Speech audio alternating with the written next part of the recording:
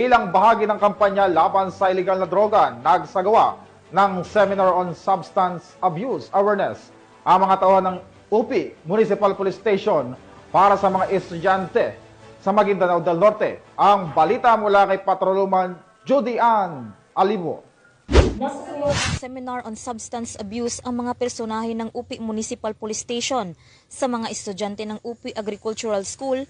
Ito ay upang mabigyan sila ng kaalaman hinggil sa mga uri, epekto at panganib ng paggamit ng ipinagbabawal na gamot. Gayon din ang mga batas na may kaugnayan dito na ginanap sa UAS Social Hall Nuro, UP Maguindanao del Norte. Nito lamang ika-8 ng Oktubre taong kasalukuyan. Ang naturang aktibidad ay naging inisyatiba ni Police Captain Julius L. Yutub, Officer in Charge ng UP MPS at aktibong suporta ng mga guro ng naturang paaralan.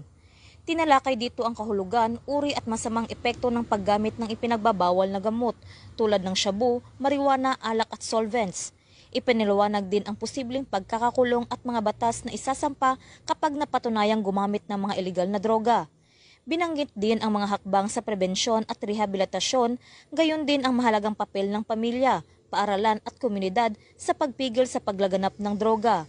Binigyan din ang kahalagahan ng values formation at character development sa pagpapanatili ng disiplina at malusog na pamumuhay. Nilalayon din itong hikayatin ang mga kabataan at mamamayan na umiwas sa bisyo at mamuhay ng responsable. Sa pamamagitan ng seminar na ito, inaasahang mapalakas ang kamalayan ng komunidad at maitatag ang pakikiisa ng bawat isa sa kampanya ng pamalaan laban sa iligal na droga. Mula rito sa Riyon ng Bangsamoro, ako ang inyong PNN correspondent, Patrolwoman Judy Ann Alibo, alagad ng batas, taga-taguyod ng Balitang Pulis.